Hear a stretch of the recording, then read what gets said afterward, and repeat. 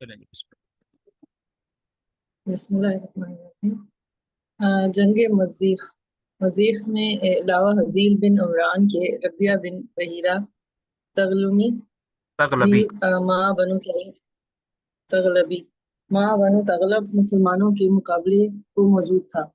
हज़रत खालिद बिन वलीद काका और अबू लैला को दो मुख्तलिफ सिमतों से तारीख मुकर्ररा में मज़ीद की तरफ रवाना करके खुद भी उसकी तरफ एक तीसरी सिमत से रवाना हुए।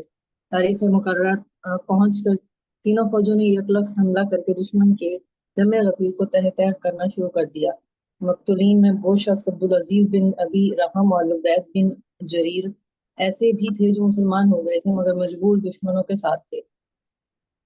इन दोनों के मारे जाने का हाल जब हजरत अबू बकर सिद्दीक रज़ी अल्लाह तआला अन्हु को मालूम हुआ तो उन्होंने दोनों का खून बहा अदा किया और इनकी औलाद के साथ हुस्न सलूक का ताकीदी हुक्म दिया। हजरत उमर फारूक रज़ी अल्लाह अन्हु मालिक बिन नवेरा के कत्ल के सबब पहले ही खालिद बिन वलीद रज़ी अल्लाह तआला अन्हु से नाराज थे। अब अब्दुल अजीज और लुबैद दो शख्स और मालिक बिन नवीरा की फहरिस्त में शामिल हो गए। हज़रत अबू बकर सिद्दीक ने हज़रत खालिद बिन वलीद से इस मामले में कोई बात-पूछ नहीं की और फरमाया कि जो शख्स अहले शिर्क के साथ रहेगा उसका यही अंजाम होगा। रबिया बिन बखीर तगलुमी भी साफ बचकर निकल गया और एक जमीयत कसीर फराहम करके अहले फारस की इमदाद के लिए तैयार हो रहा था। हज़ील फरार होकर मकाम यसीर में अताब बिन असीद के पास चला गया, जहां अताब बिन असीद भी मुसलमानों के खिलाफ जमीयत कसीर फराहम कर चुका था। खालिद बिन वलीद ने रबिया के ताक़ुब में तो काका व अबू लैला को रवाना किया और फजैल के ताक़ुब में खुद तशरीफ ले गए। चनांचे रबिया और उसके तमाम हमराही मकतूल यसीर में अताब बिन असीद और फजैल दोनों माँ अक्सर हमराहियों के मुसलमानों के हाथों से हलाक हुए। इसके बाद ही मालूम हुआ कि रफाजा में बिलाल बिन उक़बा ने अपने गिर्द मुसलमानों के खिलाफ एक बड़ी जमीयत फराहम कर ली है। हज़रत खालिद बिला तवक्कुफ यसीर से रज़ाफ़ा रवाना हुए। ये मकामात दोमतुल जंदल के मुत्तसिल और फारिस और शाम और अरब के मकामी इत्तिसाल पर वाक़ थे। हाँ, एक यहाँ मिनट बनु एक तगलब, मिनट बनु एक तमर, एक बनु निहार। एक मिनट रफाजा की बात कर रहे हैं अभी। तो ये कहाँ पर हैं ये इलाके, जरा देखिए। दोमतुल जंदल के मुत्तसिल हैं और किसी के पास बुक खुली हुई है, देखिए जरा क्या लिखा हुआ है। ये शहर कहाँ पर हैं? दोमतुल जंदल के मुत्तसिल और फारिस और शाम और अरब के मकामी इत्तिसालात पर वाक़ जी। तो ये आप लोगों को मैप नज़र आना चाहिए भी स्क्रीन के ऊपर। तो ये शाम का एरिया है ये वाला, और ये दोमतुल जंदल का एरिया है। तो ये यहाँ पर तकरीबन जो है ना, रफाजा का मकाम यहाँ पर बनते हैं इस एरिया में। ठीक हो गया जी, यहाँ पर रफाजा के मकामात बनते हैं। चलिए थोड़ा मैप को देखते जाएंगे तो चीज़ों को एक हाँ चलें जी। रफाजा के मकामात की तरफ चले गए। ये मकामात दोमतुल जंदल के ये मकामात दोमतुल जंदल के मुत्तसिल और फारस और शाम और अरब के मकामी इत्तिसाल पर वाक़ थे। यहाँ बनु तगलब, बनु तमर, बनु अयाद का पहले से इज्तिमा था और रूमी लश्कर उनकी इमदाद के लिए आया हुआ था। करीब ही रमज़ान था। इस तरह लड़ाइयों का सिलसिला जो इराक के नशेबी हिस्से से शुरू हुआ था, ईरानी फौजों से गुजर कर दरमियानी कबाइल और रऊसा की बदौलत रूमी लश्कर तक पहुंच गया। जंग फराज खालिद बिन वलीद ने फराज में पहुंचकर लड़ाई की तमहीद डाल दी। ये मकाम दरियाए फरात के किनारे था। दूसरी तरफ रूमी लश्कर खेमजन थे। रूमी लश्कर ने पैगाम भेजा कि या तो तुम दरियाए फरात के इस तरफ आ जाओ या हमको उस तरफ अबूर करने दो ताकि हमारे तुम्हारे दो दो हाथ हो जाएं। खालिद बिन वलीद ने जवाब दिया कि तुम ही इस तरफ आ जाओ। चुनांचे रूमी लश्कर दरिया अबूर करके इस्लामी लश्कर के मुकाबिल हुआ। इस्लामी लश्कर मुसलसल सफर और लड़ाइयों से चूर चूर हो रहा था। रूमी बिल्कुल ताज़ा दम थे। तादाद के एतबार से भी वो 8-10 गुना थे। लड़ाई शुरू हुई तमाम दिन हंगामा कारजार गर्म रहा। आखिरकार रूमी लश्कर को शिकस्त फाश नसीब हुई और वो मैदान में 1 लाख लाशें छोड़कर मुसलमानों के सामने से भागे। इस लड़ाई से फारिग होकर 25 25 ज़िकात सन 25 ज़िकात सन 12 हिजरी को खालिद बिन वलीद ने शुजरा बिन अल-अगर के हमरा तमाम लश्कर को हीरा की जानिब वापस रवाना किया और खुद चंद हमराहियों को लेकर चुपके से मकाम फराज से रवाना हुए और मक्का मुकरमा में पहुंचकर हज बैतुल्लाह में शरीक हुए। हज से फारिग हाँ, होकर एक मिनट, फौरन एक हीरा की। इसको देख लीजिए, जंग फराज का मैदान देख लीजिए, जंग फराज कहाँ पर हुआ है। कहाँ फरात का जो है, फरात किधर है, किधर है फरात? आप लोगों को नजर आ रहा है? देखिए जरा ढूंढिए, फराज का मकाम है, फराज।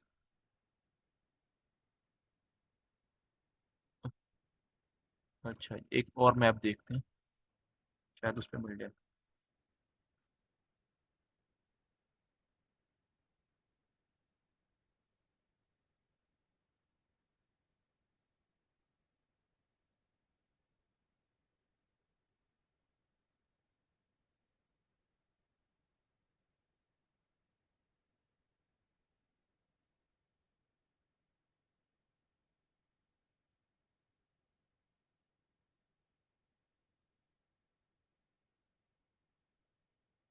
अच्छा, तो जैसे कि बात हो रही थी जंग फराज में, तो जंग फराज जो है वो किसके खिलाफ हुई भला? रूमी लश्कर। रोमियो के खिलाफ हुई, और ये पहली दफा हो रहा है कि मुसलमान रोमी लश्कर के साथ लड़ रहे हैं। तो अ, इससे पहले वो ईरानियों के साथ ही लड़ रहे थे। तो ये देखें, ये अल्फराज की जगह है, ये वाली। आप लोगों को मैप नजर आ रहा है ना? जी जी नजर आ रहा तो हाँ, तो जो अल्फराज का जो इलाका है वो कहाँ पर वाक़ है? वो बिल्कुल, जो कि पिंक रंग है और जो ऑफ वाइट कलर है, येलो कलर है, उसके बिल्कुल दरमियान में है। तो जो ऑफ वाइट कलर है, येलो कलर है, ये फारिस वाले हैं, ये ईरान वाले हैं। और पिंक रंग जो है, ये रूमी है, शाम वाले हैं। तो बिल्कुल उनके बॉर्डर पर है। ये पहली दफा ऐसे हो रहा है। और उसके नीचे आपको मजीक भी मिल जाएगा। ठीक हो गया। उसके नीचे आपको आइन तमर भी मिल जाएगा। उसके बाद अलीस भी मिल जाएगा। तो खालिद बिन वलीद रजी अल्लाह तआला अन्हु देखें कहाँ से शुरू हुए थे। ये जो ब्लू लश्कर है, यहाँ से स्टार्ट हो रहे थे। तो वो कह रहे थे कि मुसलमानों का जो लश्कर है वो इराक का नशेबी हिस्सा, निचला हिस्सा, यहाँ से सबको चीरते हुए, सबको फतह करते हुए, बड़े बड़े शहरों से होते होते होते सारों को शिकस्त देते हुए कहाँ पहुंच गए? रूम तक जा पहुंचे थे। कहाँ तक? रूम तक। और ये जो आपको ब्लू रंग की एक लाइन नजर आ रही है, ये वाली, ये फरात है, दराय फरात, ये वाला। है। ठीक है जी। तो ये खालिद बिन वलीद के लश्कर की मूवमेंट है। तो यहाँ से जो है वो खालिद बिन वलीद रजी अल्लाह तआला अन्हु ने अपना लश्कर कहाँ भेज दिया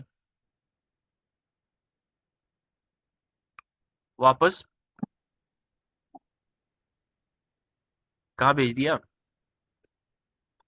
वापस हीरा भेज दिया। रोमत जम नहीं नहीं, हीरा हीरा। फिर से। मुझे लगता है कनेक्ट नहीं कर पा रहे आप लोग। सिर्फ रीडिंग कर रहे हैं या समझ भी रहे हैं? तो नहीं यहाँ से, समझ रहे हैं। हाँ, यहाँ से उन्होंने अपना जो लश्कर है वापस हीरा भेज दिया यहाँ पर। ये जगह हीरा है। और खुद हज के लिए तशरीफ ले गए। और हज के बाद अब दोबारा वो हीरा आ गए हैं। अब मुसलमानों का जो लश्कर है दोबारा कहाँ पर जमा है? हीरा में। हीरा में जमा है। चले जी, पढ़िए, हज से फारिग होकर। जी। हद से फारिग होकर फौरन हीरा की जानिब चल दिए। हीरा में पहुंच कर जब आप शरीक के लश्कर हुए हैं तो किसी शख्स को इसका वहम गुमान भी ना हुआ कि ये हज करके आए हैं। इत्तेफाकन ये खबर छुपी ना रह सकी और रफ्ता रफ्ता हज़रत अबू बकर सिद्दीक के कानों तक पहुंच गई। उन्होंने खालिद को आइंदा इस किस्म की हरकत से मना किया और किसी कदर इजहार नाराजगी भी किया। इस साल हजरत अबू बकर ने भी हज बैतुल्लाह अता फरमाया और अपनी जगह मदीना मुनव्वरा में हजरत उस्मान बिन अफ़ान को मदीने का आमिल बनाया। हजरत खालिद बिन वलीद ने हीरा वापस आकर वहां के चंद छोटे मकामात पर जो बाकी रह गए थे कब्जा किया।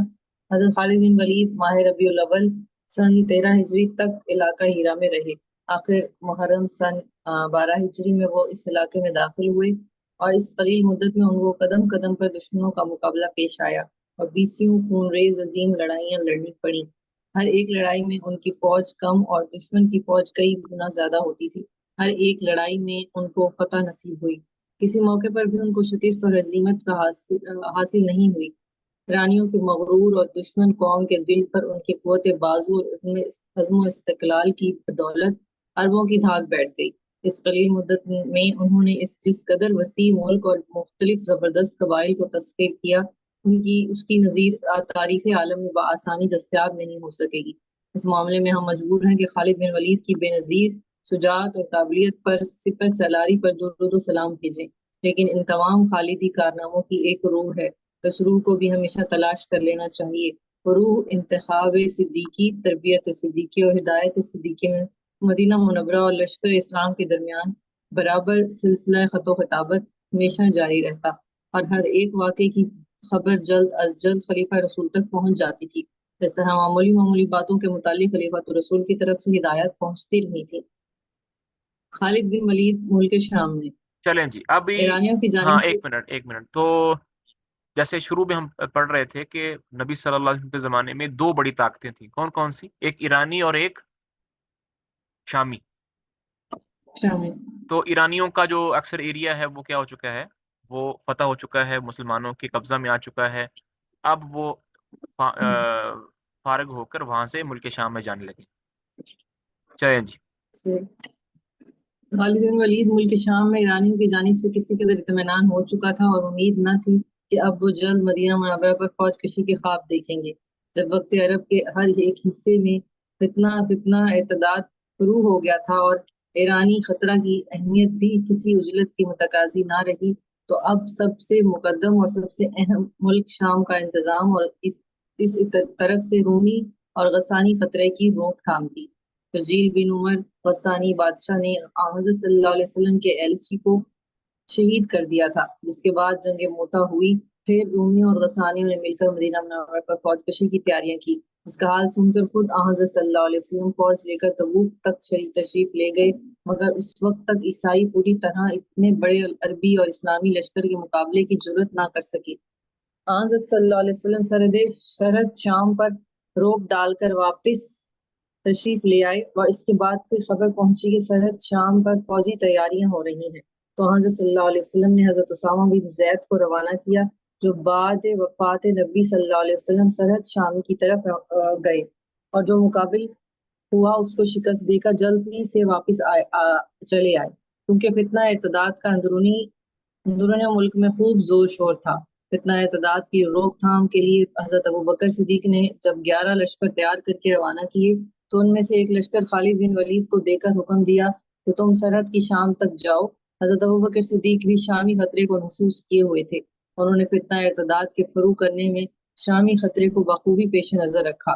جب ارتداد سے اطمینان ہو گیا تو انہوں نے حضرت خالد بن ولید کو عراق کی طرف متوجہ کر دیا کہ ایرانی خطرے کی طرف سے اطمینان حاصل ہو، اور ملک عرب کے ہر حصے میں اپنے ایلچی بھیج کر لڑائی کے لیے جنگی سپاہیوں کو ہر قبیلے سے طلب کیا۔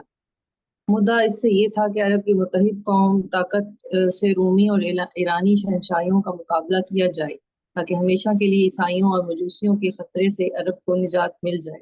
دوسرے عرب کے جنگجو قبائل جو خاموش بیٹھنے کے عادی نہ تھے، ان کو ہر حصہ ملک سے طلب کر کے غیر مسلم دشمنوں کے مقابلے میں شام اور عراق کی طرف بھیج دیا جائے، تاکہ عرب کے اتحاد و قوت اور اسلام کی مرکزی قوت کے لیے کسی اندرونی فتنے کا اندیشہ باقی نہ رہے۔ اندرونی صورت کہا جا سکتا ہے کہ فتنہ ارتداد بھی اسلامی فتوحات کا ایک بہت بڑا سبب تھا۔ حضرت ابوبکر صدیق کی تدبیر رائے نے اسلامی عظمت اور شوکت کے نشوونما کے لیے وہ کام کیا جو ایک تجربہ کار اور ہوشیار مالی اپنے باغیچے کی سرسبزی کے لیے کر سکتا ہے۔ حضرت خالد بن ولید کے ساتھ بہت تھوڑے سے آدمی تھے، لیکن وہ راستے سے صدیقی ہدایت کے موافق جس قدر مسلمان ہو سکے اپنے ہمراہ لیتے گئے۔ خالد بن ولید کو حکم دیا گیا تھا کہ جہاں تک ہو سکے مرتدین کو درست کرنا اور عیسائی لشکر مقابلے پر آئے، حتی الامکان جنگ و چباول سے کام لینا اور میدان داری اور جم کر مقابلہ کرنے سے پرہیز کرنا۔ ایسا حکم دینے کی وجہ یہ تھی کہ صدیق اکبر سب سے اول عرب کو قابو میں لانا چاہتے تھے، اور جب تک فتنہ ارتداد کلی طور پر شروع نہ ہو جائے، اس وقت تک ہر ہرکل اور کسرا کی فوجوں سے لڑائی چھیڑنا نامناسب نہ سمجھتے تھے۔ جس طرح دوسرے سردارانہ لشکر کے ساتھ دربار خلافت سے خط و کتابت جاری تھا، اسی طرح خالد بن ولید کی نقل و حرکت سے بھی صدیق اکبر باخبر تھے، اور برابر خالد بن ولید کے پاس مدینہ منورہ سے احکام پہنچتے رہتے تھے۔ ہرکل نے اسلام لشکر کے حدود شام میں موجود ہونے کی خبر سن کر اول سرحدی قبائل اور سرحدی رؤسا کو مقابلے کے لیے ابھارا، لیکن جب یہ چھوٹے چھوٹے رئیس اور عرب مستنصرہ کے قبائل اسلامی لشکر کے مقابلے میں مغلوب ہوتے گئے تو قیصر روم ہرکل نے حامان نامی رومی کو لشکر عظیم کے ساتھ آگے بڑھایا۔ جب عیسائی اور اسلامی فوجوں کا مقابلہ ہوا تو حامان کے لشکر کو شکست ہوئی اور مسلمانوں کے ہاتھ بہت سا مال غنیمت آیا۔ اس شکست کا حال سن کر ہرقل خود سلطنت قسطنطنیہ سے روانہ ہوا اور ملک شام میں آیا اور تمام فوجوں کو جمع کر کے لڑائی کا اہتمام اس نے براہ راست اپنے ہاتھ میں لیا۔ خالد بن ولید کے خط سے یہ تمام کیفیت صدیق اکبر کو معلوم ہوئی، جس کا ان کو پہلے سے اندازہ تھا۔ اتفاقاً جس روز یہ خط مدینہ میں پہنچا ہے اسی روز اکرمہ بن ابی جہل اپنی مہم سے فارغ ہو کر مدینے میں پہنچے تھے۔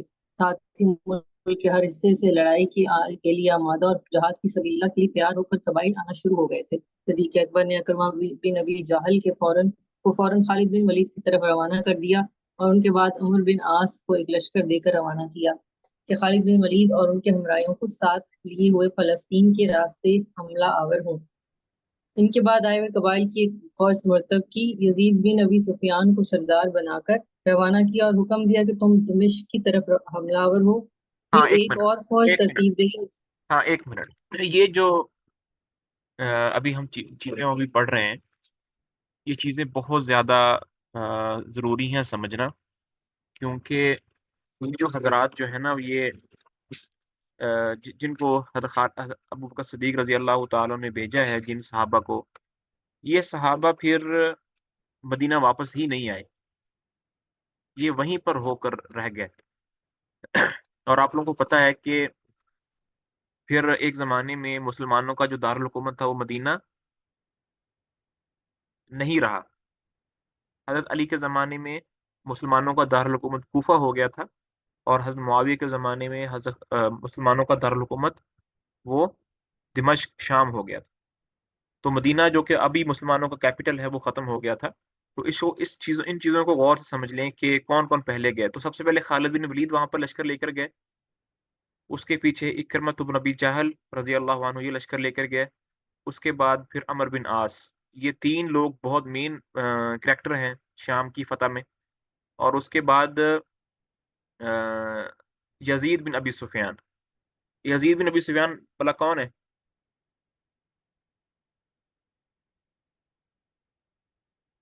ابی سفیان کے بیٹے ابو سفیان کے بیٹے اور حضرت معاویہ کے بھائی ہیں۔ بھائی، جی جی جی۔ ہاں، یہ میں اس لیے بتا رہا ہوں کہ بعد میں جا کے ایک اختلاف پیدا ہونے والا ہے، جس میں حضرت معاویہ اور یزید ان لوگوں کا تذکرہ بار بار آئے گا۔ تو ابو سفیان کی بیٹی ام حبیبہ وہ نبی صلی اللہ علیہ وسلم کی نکاح میں تھی۔ تو حضرت معاویہ اللہ کے نبی کیا لگتے تھے؟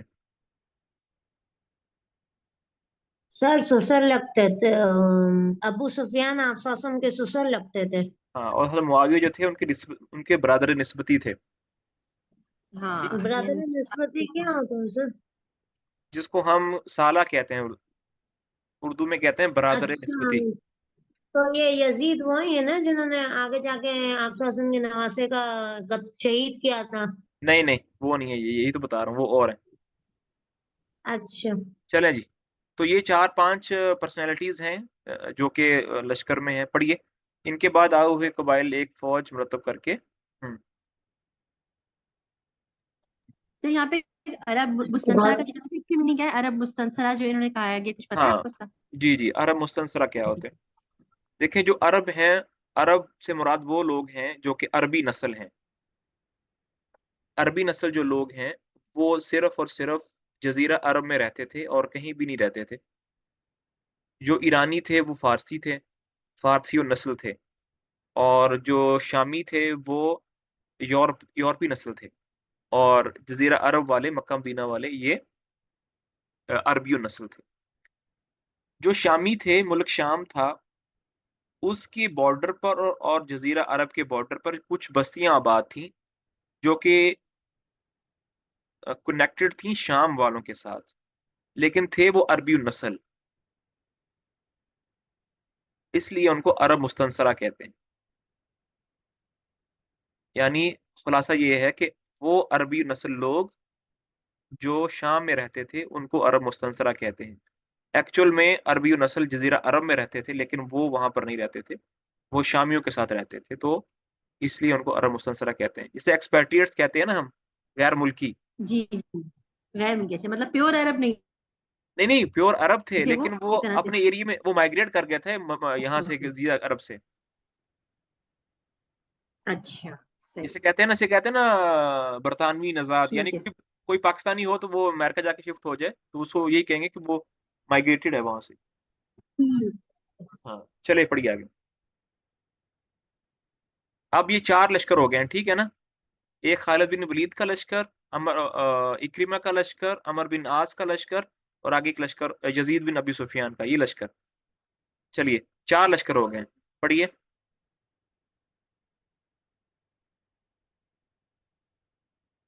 کدھر ہمارا ریڈر ہے یا تھک تو گیا؟ جی اس کے بعد آئے ہوئے قبائل کی ایک فوج مرتب کر کے یزید بن، جی میں پڑھ رہی ہوں، آواز نہیں آ رہی؟ آ رہی. آواز آ رہی؟ جی آ رہی ہے. آ رہی میری ہے آواز آ رہی ہے سب کو؟ جی آ رہی ہے، پڑھیے.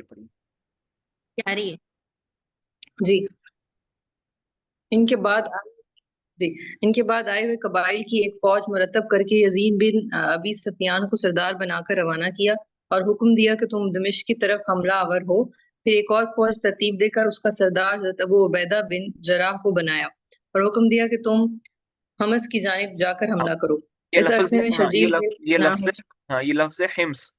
حمص ہاں. حمص کی جانب جا کر حملہ کرو.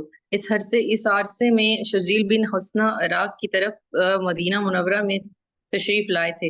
صدیق اکبر نے ایک اور لشکر مرتب فرما کر اس کا سردار شجیل بن حسنہ کو مقرر فرما دیا اور حکم دیا کہ تم اردن کی جانب سے حملہ کرو. اس طرح صدیق اکبر نے 4 لشکر مرتب فرما کر 4 مختلف راستوں سے ماہ محرم سن 13 ہجری میں روانہ کیے کہ ملک شام پر حملہ آور ہوں. جب یہ چاروں لشکر حدود شام میں پہنچے اور ہرکت کو اس کی اطلاع ملی تو عربوں نے 4 حصوں میں منقسم ہو کر 4 مقامات پر حملہ آوری کا قصد کیا. تو اس نے بھی اپنے 4 سپہ سالاروں کو 4 عظیم الشان لشکر دے کر الگ الگ روانہ کیا. اچھا ایک منٹ یہاں پر یہ جو آپ لوگوں کو اوپر لائنیں نظر آ رہی ہیں کہ حضرت خالد بن ولید نے 4 لشکر بھیجے، اصل میں یہ یہاں پر تو لکھا نہیں ہوا، میں نے کسی اور بک میں پڑھا تھا کہ جو بھی ہو جائے مسلمانوں کی تعداد شامیوں کے مقابلے میں کم تھی.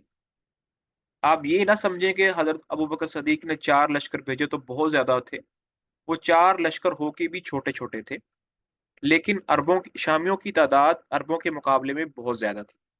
یہ اصل میں ایک چال تھی حضرت ابوبکر صدیق رضی اللہ تعالیٰ عنہ کی. انہوں نے ایسا کیا کہ انہوں نے اپنی چھوٹی تعداد کو 4 لشکروں میں ڈیوائیڈ کر دیا، جس کی وجہ سے شامیوں کو کیا کرنا پڑا؟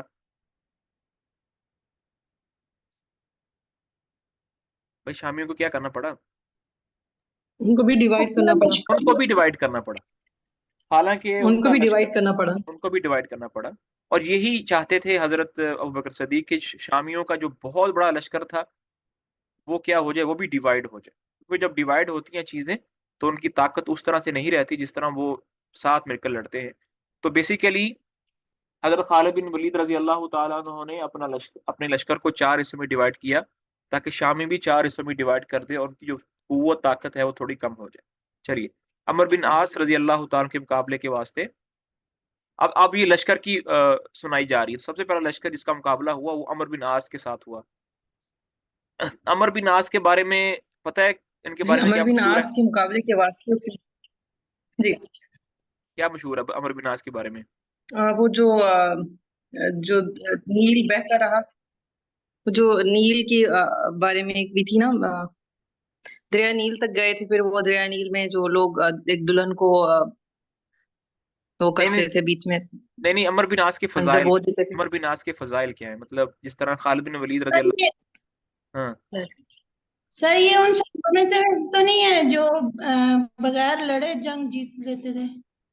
عمر بن عاص کے بارے میں آتا ہے کہ یہ داہیۃ من دہات العرب ہیں. عرب کے 4 لوگ ایسے ہیں جو کہ عقل میں بہت زیادہ، مطلب بات کرنے میں بہت زیادہ، ان کی انٹیلیجنٹ پاور بہت زیادہ تھی.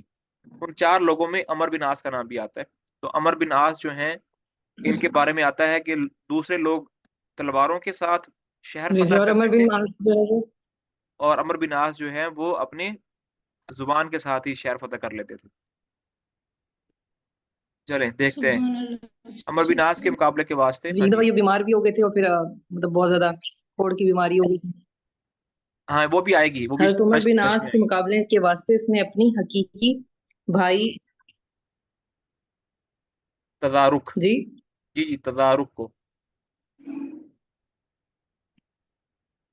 تزارک کو 90,000 فوج دے کر فلسطین کی طرف روانہ کیا. جرجا بن نوذر کو 40,000 فوج دے کر یزید بن ابی سفیان کے مقابلے میں دمشق کے سمت بھیجا. راکس نامی سردار کو 50,000 فوج کے ساتھ شجیل بن حسنہ کے مقابلے پر اردن کی جانب، اور رفکار بن نستورس کو 60,000 کی جمعیت دے کر ابو عبیدہ بن جراح کے مقابلے کو حمص کی طرف روانہ کیا. ہرکل نے اپنے 4 سرداروں کے ماتحت کل 2,40,000 فوج مسلمانوں کے مقابلے کی غرض سے روانہ کی. حالانکہ مسلمانوں کے چاروں لشکر کا مجموعہ 30,000 کے قریب تھا. ہاں اس سے بخوبی اندازہ یہاں ہو پر سکتا دیکھا ہے آپ کہ ہرکل نے کیسی مسلمانوں زبردست کی، تیاریاں ہاں مسلمانوں کے چاروں لشکر کی تعداد کتنی تھی؟ صرف 30,000. اور رومیوں کی 2,40,000. اگر یہ دونوں ایک ہی جگہ پہ لڑ جاتے سارے جی لشکر تو جیتنے کے چانسز بہت کم ہوتے ہیں، لیکن ڈیوائڈ کر دیا تاکہ شامی بھی ڈیوائڈ ہو جائے. اس سے بخوبی اندازہ ہو سکتا ہے. اس سے بخوبی اندازہ ہو سکتا ہے کہ ہرکل نے کیسی زبردست تیاریاں مسلمانوں کے استحصال کی پہلے سے کر رکھی تھیں. لیکن اس میں کوئی شک نہیں کہ خود ہرکل اپنی ذات سے اس بات کا خواہشمند نہ تھا کہ ضرور مسلمانوں سے لڑے. وہ تو لڑائی کو ٹالنا اور جہاں تک ممکن ہو مسلمانوں سے بے تعلق رہنا چاہتا تھا. لیکن اس کے تمام درباری، تمام عمرا، تمام سرداران فوج اور تمام صوبیدار ہمتاً آمادہ مستعد تھے کہ ملک عرب پر حملہ کیا جائے. اس مطلب کو ان الفاظ میں بھی ادا کیا جا سکتا ہے کہ ہرکل تو لڑائی پر آمادہ نہ تھا، مگر رومی گورنمنٹ پوری طور پر آمادہ مستعد تھی. لہذا ہرکل کو رومی گورنمنٹ کا شہنشاہ ہونے کی حیثیت سے ہر ایک اہتمام مرے ایک ہوشیار اور تجربہ کار معتمم کی طرح کرنا پڑتا تھا. مسلمان سردار اگرچہ ایک دوسرے سے جدا سفر کر رہے تھے، لیکن حکم صدیقی کے موافق ایک دوسرے کے حالات سے باخبر اور آپس میں سلسلہ پیغام رسانی کو قائم رکھے ہوئے تھے.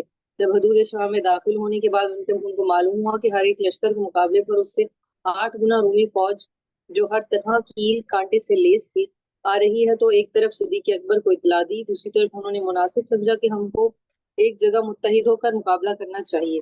اتفاق کی بات کہ ادھر چاروں سردار اپنی فوجوں کو لیے ہوئے ایک جگہ یرموک میں جمع ہوئے. ادھر صدیق اکبر نے رومی لشکر کی کثرت اور تیاریوں کا حال سن کر ایک طرف تو چاروں سرداروں کے نام ایک جگہ جمع ہو کر مقابلہ کرنے کا حکم بھیجا، دوسری طرف خالد بن ولید کو لکھا کہ تم صبح ہیرا میں اپنی جگہ مسنا بن حارثہ کو وہاں کا ذمہ دار افسر بنا کر نصف فوج مسنا کے پاس چھوڑ کر اور نصف فوج خود لے کر شام کی طرف چلے جاؤ، اور وہاں کی تمام افواج اسلام کا اہتمام بحیثیت سپہ سالار اپنے ہاتھ میں لے لو. صدیق اکبر دیکھ چکے تھے خالد بن ولید نے ایرانی فوج کو کس طرح پیام و شکستیں دے کر ایک بڑا علاقہ سلطنت ایران سے چھین لیا تھا. ان کی نظر میں خالد سے بہتر کوئی شخص نہ تھا جو اس خطرناک حالت میں رومیوں کا مقابلہ کامیابی سے کر سکے. وہ یہ بھی جانتے تھے کہ خالد کا سب سے بڑا اور سب سے پہلا کارنامہ جنگ موتا تھا کہ انہوں نے اسلامی لشکر کی بگڑی ہوئی حالت کو سدھار لیا تھا، جس کے صلے میں بارگاہ یزدی سے ان کو سیف اللہ کا خطاب ملا تھا. لہٰذا انہوں نے مناسب سمجھا کہ چاروں نہایت زبردست اور قبائل اور سپہ سالاروں کے پاس سیف اللہ کو بھیجنا ان چاروں پر ان کو سروسار بنا دینا ضروری اور مفید ہوگا. چنانچہ خالد بن ولید نے 10,000 فوجی مسنا حارث بن حارثہ کے پاس یہ لفظ مثنی ہے، مثنی بن حارثہ. مسنا بن حارث کے پاس چھوڑ دی. 10,000 فوج مسنا بن حارث کے پاس چھوڑ دی اور آگے کیجیے اور 10,000 فوج لے کر شام روانہ ہوئے. ادھر ہرکل نے جب یہ دیکھا کہ چاروں لشکر اسلامی لشکر ایک جگہ جمع ہو گئے ہیں تو اس نے بھی